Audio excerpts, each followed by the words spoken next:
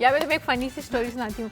अभी ना पिछले दिनों हमारी फैमिली में एक बच्चा पैदा हुआ है, तो हम उनकी अम्मी को ना ज़ाहिर मुबारकबाद देने गए थे। तो जब हम मुबारकबाद देने गए यार, वो अब मैं क्या बोलूँ, इतनी गंदी और गलीज से उन्होंने क्या किया, पहले बच्चे का गन था, वाइप्ड द किड, उन्होंने वो बच्चे का डायपर बेड के नीचे रखा। उसके बाद उसकी अम्मी ने वो पंजीरी शंजीरी नशास्ता वगैरह वो क्या बात है, वो किया और वो खाने लगी।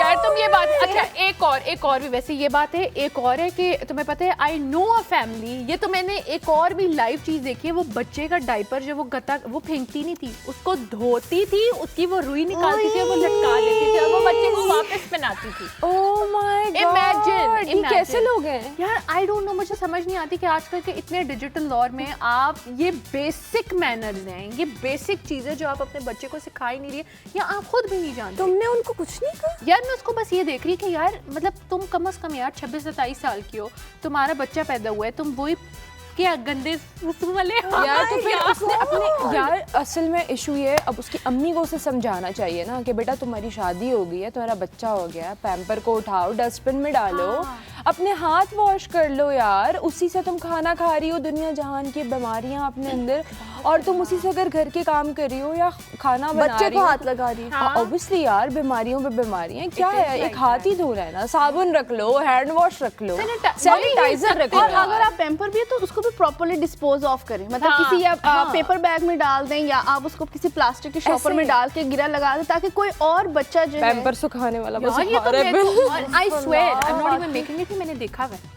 मैं उनका क्योंकि बहुत पढ़ी लिखी खातून है जिनको मैं मतलब सराउंडिंग में होती हूँ। एक्चुअली मुझे ये आप करने की जो आदत पड़ी है ऑफिस की वजह से पड़ी, इसलिए मैं जल्दी से आप पे आ जाती हूँ।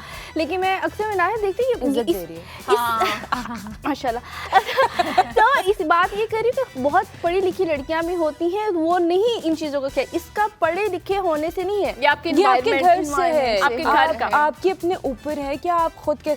एक गंदा बंदा हमेशा गंदा ही रहेगा, आप जितना उसे समझा लें। यार हम कितना लोगों को एजुकेट करेंगे, यार हम किसी के पास जाकर बोल भी देंगे। ट्रस्ट मी और नॉट, मेरी अपनी फ्रेंड है, जैसे मैं हर बार ये बात करती हूँ कि यार प्लीज़ अगर तुम्हें लग रहा है कि तुम्हारे शूज़ में से स्मेल आ रही है, बाहर लॉन्ड्री में रखो ताकि उसे हवा लगे। तुम्हारे कपड़े हैं, तुमने एक दिन पहने, बाहर डालो उसे ताकि उसे हवा लगे। उफ अल्लाह, एक दिन गलती से मैंने उसकी अलमारी खोली। Oh my God, you guys won't believe, मैंने वॉमिट किया, लिटरली मैंने वॉमिट किया है। This is very true story. उसको मैं अभी भी मैं उसे यही बोलती हूँ कि प्लीज़ थोड़ा सा खुद का ख्याल रखो, ये बहुत इम्पॉर्टेंट है।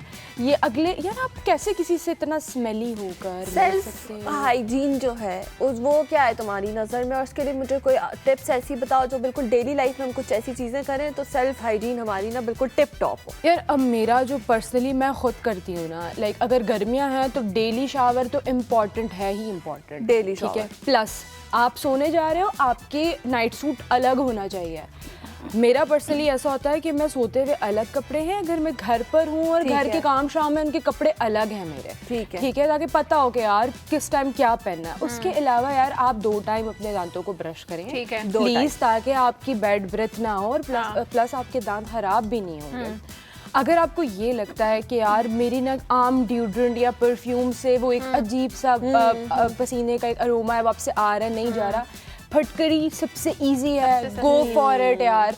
खरीदो, ग्राइंड करो, जैसे भी यूज़ करना है, just use it. Rose water में डालो आप, और उसके बाद अगर आपको लग रहा है ना, आप शावर लेकर निकलो अपनी डैम बॉडी पर ही, उसे रोज वाटर के अंदर आपने जो बनाया हुआ उसको स्प्रे कर दो, एंड आफ्टर दैट वो ड्राई हो जाएगा आपके ऊपर, आपको तो स्मेल भी नहीं आएगी। आई हैव अ क्वेश्चन कि ना एक तो कुछ लोग होते हैं जिनको बॉडी ओडोर का मसला नहीं होता, वो बड़े हाइजीनिक होते हैं, और मतलब ये होते हैं कि वो कहते हैं कि हम हर 2 दिन बाद they don't take a shower daily, and I know that, and वो 2 दिन निकाल लेते हैं, उनकी बॉडी भी साफ है, हाथ पाँव भी साफ है, उनका बॉडी ओडोर नहीं है। लेकिन कुछ लोगों के बालों का इशू होता है, बाल ऑयली बहुत जल्दी हो जाते हैं। तो तुम्हें क्या लगता है जनरली भी हेल्दी वे में भी आपको कितनी दफ़ा, अगर आप बॉडी चले नहीं भी धो रहे हैं, इट्स ओके, चले वो एक डिफरेंट स्टोरी, आपको सर कितनी दफ़ा मिनिमम या मैक्सिमम धोना? मेरे साल को ये बहुत ज़्यादा इशू है, मेरी ऑयली बहुत ज़्यादा ऑयली है, और अब हर शैम्पू मुझ पे लगता नहीं है, क्योंकि हर शैम्पू ये होता है, डिफरेंट शैम्पूज है ना, वो आप लगाते हो गया, एक दिन के बाद आपको ये फील होता है जैसे ग्रीस लगी हुई है आपके सर पे, अजीब, और बिल्कुल साफ होंगे आपके बाल, आपको पता है कि आप साफ हैं, स्टिल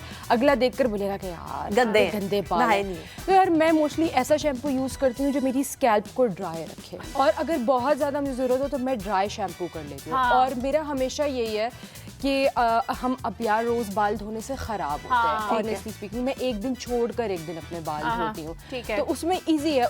जो एक दिन मैंने बाल नहीं धोए थे, मैं ड्राई शैम्पू कर लेती हूँ ताकि वो लुक भी अच्छी आए और मेरे बाल भी ख़राब। अच्छा रबिया, आप मुझे बताए थे कबर्ड का, तो आप कबर्ड को कैसे साफ रखें, क्योंकि आप उसमें किस तरह उसको मेंटेन करते हैं? यार वो फिनीस या काफूर की गोलियां आती हैं, छोटी छोटी फिनाइल समथिंग दैट। मेरी अम्मी जो है ना वो हमेशा बिस्तरों में रखती थी, जब भी बिस्तर अलमारी में उन्होंने रखने सर्दियों की, तो उसके बीच में वो डाल देती थी। मैं कहती थी कि यार जितना भी आपके कबर्ड में एक स्मेल होती है या नमी की एक स्मेल होती है, तो फिर वो आएगी नहीं इस वजह से। तो वो आदत मेरी वहाँ से अभी तक, ट्रस्ट मी और नॉट, मैं अपनी अलमारी में वो 2-2 गोलियाँ या वॉशरूम के सिंक में डाल देती हूँ। इसे मैं एक और अगर आपके वो फिनाइल की वो गोलियाँ नहीं है ना, तो आप कोई भी टॉवल जो घर में पुराना हो, आप उसको सर्फ में पानी में भिगो के रखते हैं और एक दफा बस उसको लगाएं और फैन ऑन कर दें, तो कबर्ड्स ओपन कर दें, ड्राई हो जाते हैं। सबसे इम्पोर्टेंटली अपने गंदे कपड़ों को धो के कबर्ड में रखें ना,